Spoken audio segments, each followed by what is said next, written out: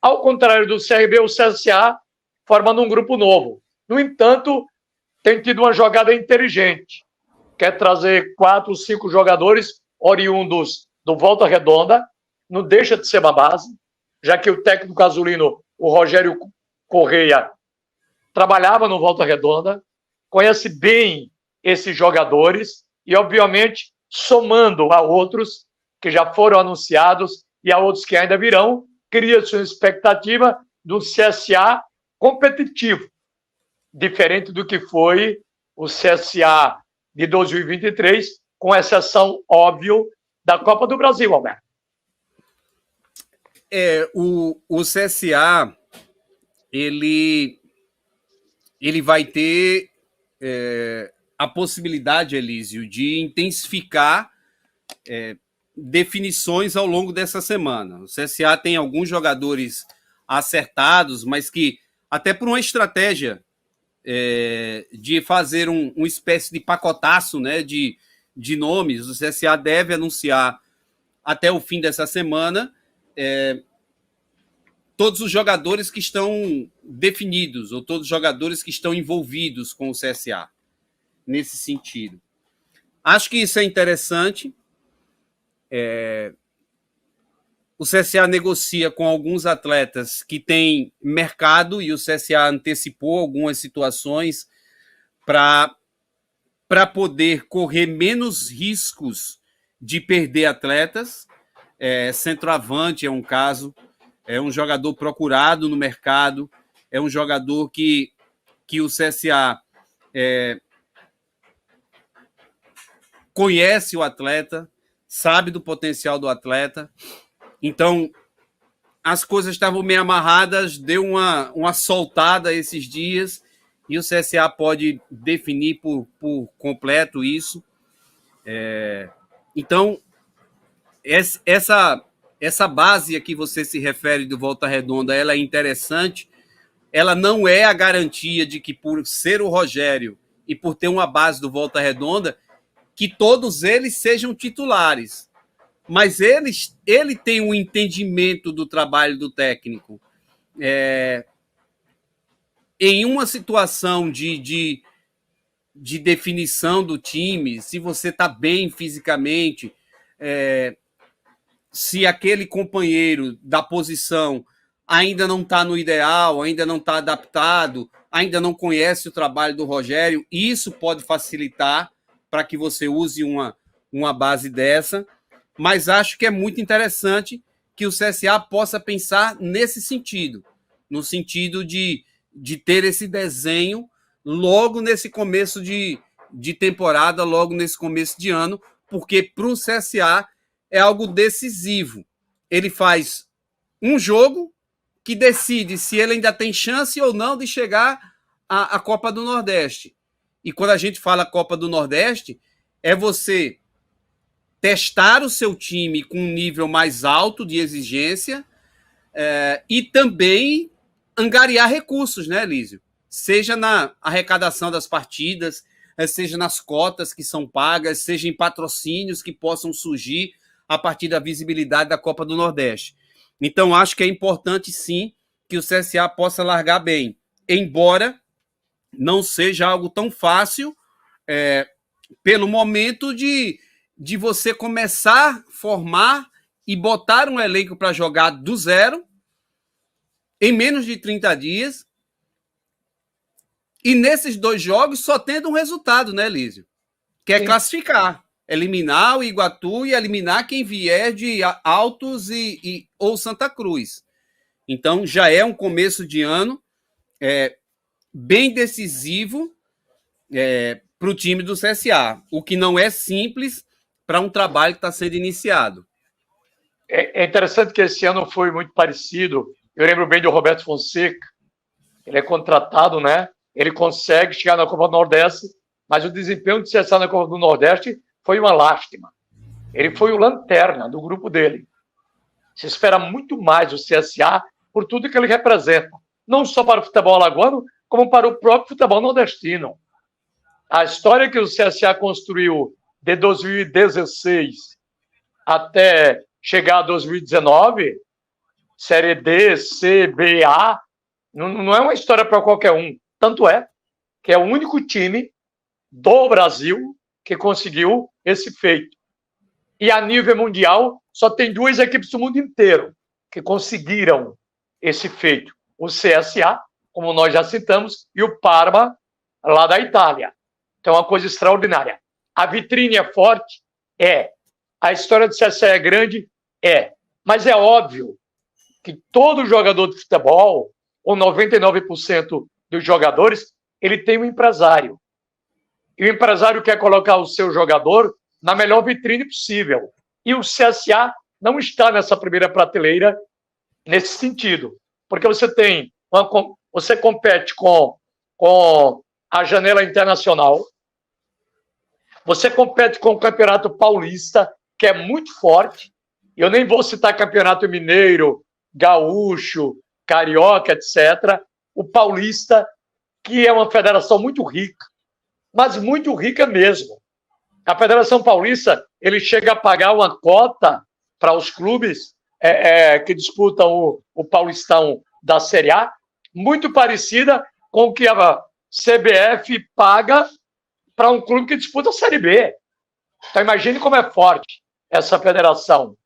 Aí você tem a própria Série B e tem a C, que é onde está o CSA no momento.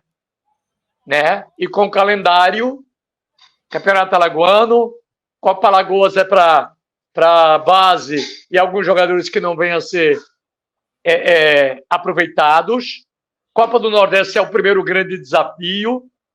E depois a Série C. É esse o calendário do CSA, o calendário oficial. E aí é preciso que o Marlon Araújo, é preciso que o Alarcón Pacheco, é preciso que o professor Rogério Correia, que o presidente Rafael Tenório tenham um jogo de cintura muito grande para conseguir, dentro dessa situação que eu coloquei, você ter um time competitivo, um time forte que possa honrar a camisa do Centro Esportivo Alagoano em 2024, Alberto. Porque 2023, querendo a Copa do Brasil, pelo amor de Deus. Isso vai ser preciso ser feito. Agora, é natural que, numa situação como essa, Elísio, você tenha dificuldades. Mas é contra o Iguatu. Os caras também estão pensando, é contra o CSA, eu preciso eliminar o CSA, porque já seria um passo importante. Mas dá uma motivada, né, Lísio? Você começar o ano atingindo uma meta de chegar à Copa do Nordeste. Como disse, por mínimo que seja, mas é uma garantia de recursos que entram. Você amplia o seu calendário naquele começo de temporada, você vai testando o seu time, inclusive, quem sabe, enfrentando equipes da própria Série C do Campeonato Brasileiro, do Campeonato Brasileiro. Então, você tem todos esses aspectos e acho que é fundamental. Para o CSA ter mais segurança no projeto, uma classificação seria importantíssima. Óbvio que o CSA vai queimar etapas de treinamento, etapas de condicionamento físico, porque não é o ideal você já fazer o primeiro jogo do ano num caráter de decisão, num caráter que você só tem um resultado a buscar, mas é o caminho que o CSA vai traçar nesse começo de ano. E vamos ver como é que isso vai funcionar, porque a expectativa do torcedor do CSA ela está muito alta.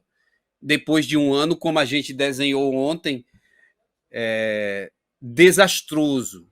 Um ano não para você esquecer, mas para você ter a lembrança de não fazer nada daquilo que você fez nesse ano. Não é um ano para esquecer, pelo contrário. É um ano de você todo dia estar com a listinha. Olha, eu errei nisso, não fiz isso, deixei de fazer isso. Aí isso bota num quadro lá no CSA. Sim. E você vai dizer, eu não posso repetir isso aqui, porque a gente já sofreu com isso. Então, acho que a postura é essa, mas sem dúvida é um ano de muita pressão e de muita dificuldade para o CSA, porque começar o trabalho de um zero é difícil, Elísio. E com um tempo tão curto, com o elenco e com a já necessidade de atingir objetivos, resultados logo no começo desse ano. E por ser o Iguatu uma equipe que não é tão conhecida, é uma equipe que muita gente está pesquisando aí para ver ainda de que estado é aqui do Ceará. Temos que lembrar que o Iguatu, ele recentemente foi vice-campeão do Campeonato Cearense. E tirando Fortaleza, não foi qualquer um, não. Num campeonato que você tem Fortaleza, aliás, tirando Ceará. Foi o Ceará que ele tirou, e não Fortaleza, desculpe. Lá em Fortaleza, tirando Ceará, né? E a gente tem que lembrar que é um campeonato que você tem Ceará, Fortaleza, Ferroviário, que é um time forte, é um campeonato competitivo. Então, esse é o Iguatu, que costuma manter uma base. Então, é óbvio que, sendo um time que não tem a projeção, não tem a história que tem um CSA, e não as tem, isso é verdade, mas não dá para menosprezar, porque o torcedor já olha para isso, né? Quem é esse Iguatu? Sei nem de onde é. É a obrigação do CSA vencer. E é a obrigação do CSA, pela história. Mas o jogo é jogado, né, Alberto? Pesca de Lambari. E aí vem as dificuldades. É justamente nessas situações que, às vezes, você se arrebenta. Com um time com mais trabalho, com trabalho antecipado, com entrosamento. Você vai lembrar, né, Lísio, que esse ano o CSA entrou em campo dia 5 de janeiro. E depois, no dia 7, ou foi no dia 8, porque um jogo foi numa quinta e o outro jogo já era no sábado, ou era no domingo. Foram bem próximos. Já estava enfrentando o América. E nessa condição, a gente falava, o América tem um entrosamento maior, porque tem a mesma base que foi campeã brasileira. O América começou o trabalho antes. Então é um adversário difícil para o CSA. Então tem essas coisas. Cada ano traz suas dificuldades.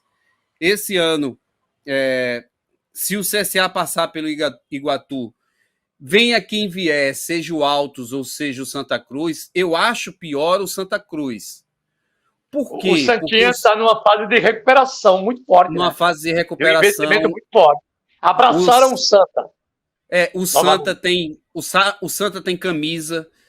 O Santa é vizinho daqui, vem muita gente de Pernambuco. O jogo vai ser num domingo, então a torcida do Santa Cruz não se brinca, é uma torcida que vem mesmo, que vem forte. Então tem tudo isso, mas desafio grande para quem quer voltar a um cenário grande. Repito, primeiro pensar em classificar contra o Iguatu, porque não adianta estar projetando Altos ou Santa Cruz se você não passa pelo Iguatu. Mas, essencialmente, para o CSA, o Santa Cruz tem todos esses quesitos, né? Do futebol pernambucano, força da torcida, peso da camisa do Santa. Então, vamos ver como é que isso vai ficar. Alberto, como eu não tenho rede social, eu não tenho Instagram, eu não tenho Facebook, eu tenho o WhatsApp, tá bom demais. Tá? Mas você tem, você as tem. Você é um cara mais antenado. Eu até cheguei a ter, mas menina era muita besteira. Viu? Era muita bobagem. Eu perdi um tempo enorme. Meu Deus do céu. O que é que eu estou fazendo nesse negócio? Isso aqui é um tchó. Eu digo, então, já que é um tchó, deixar de fora. Mas aí, eu converso, ontem mesmo, por exemplo, eu passei mais de quase 40 minutos conversando com pessoas, e a maioria dessas pessoas eram torcedores azulinos. E eles me questionam, né? A minha esposa estava dando aula e eu estava no lado de fora da igreja, esperando, né? E conversando com as pessoas. Tá, porque vem fulano da 2, da 3, não sei de quê, e jogadores desconhecidos, mas o CSA tem trabalhado com a lupa para trazer esses jogadores. Dentre aqueles jogadores que já foram anunciados até agora, tem alguns nomes que são mais conhecidos, né? E desses nomes, né, nessa filosofia do CSA de fazer um time mais jovem, com a média de idade baixa, isso tem sido estudado com muito carinho dentro do próprio CSA que fez essa opção. Quem você pode destacar? Tem alguém desses homens que já foram anunciados que dá para você destacar para dizer esse, por exemplo, o Xuxa, na minha opinião, tem tudo para dar certo. Tem tudo para dar certo o Xuxa pela história que ele tem. Mas tem outros jogadores também que vêm para cá com uma certa bagagem. Inclusive o Xuxa já está aqui em Maceió, viu, Elísio? Ele já chegou essa semana, já tá aqui, acho que desde segunda-feira, ou é terça-feira, de ontem, que ele já está aqui em Maceió. O técnico Vinícius também chegou hoje. Então, é o CSA já se montando nisso. E é legal quando o jogador chega para... Vinícius Corrêa, né? Vinícius Corrêa. Eu falei há pouco Rogério Corrêa. Onde é que é o Rogério? É Rogério, pô. É Rogério. É Rogério, você tá Rogério certo. Corrêa. Onde é que você achou esse Vinícius? Aí você quer deixar o velho doido. E eu já estava na mesma linha que você. É Vinícius. Não, é Rogério, pô. É Rogério. Eu fui na mesma onda. Não, mas eu falei Rogério. Eu falei Rogério. Você falou Vinícius, aí me trouxe a dúvida. Oxê. É porque eu estava na cabeça. Eu estava na cabeça para falar do Popó, Vinícius Popó, que ainda não foi oficializado pelo CSA, mas o CSA deve oficializar em breve. E a informação que eu tive é que ele já chega a Maceió na sexta-feira. Então, a galera vai estar chegando aí ao longo dessa semana. Agora, sim, desses jogadores que já foram confirmados pelo CSA, eu tenho uma grande expectativa do Caio Vitor. Caio Vitor. É um dos jogadores que veio do Volta Redonda. Ele fez uma grande temporada com o Volta Redonda. Estilo de jogo, de sempre ser aquele segundo meio-campista que antigamente era o camisa 8. Se aproximava mais do gol. Era o ponta de lança que chamava. Ponta de lança. Era o ponta de lança. Só que ele pode até também fazer a meia esquerda.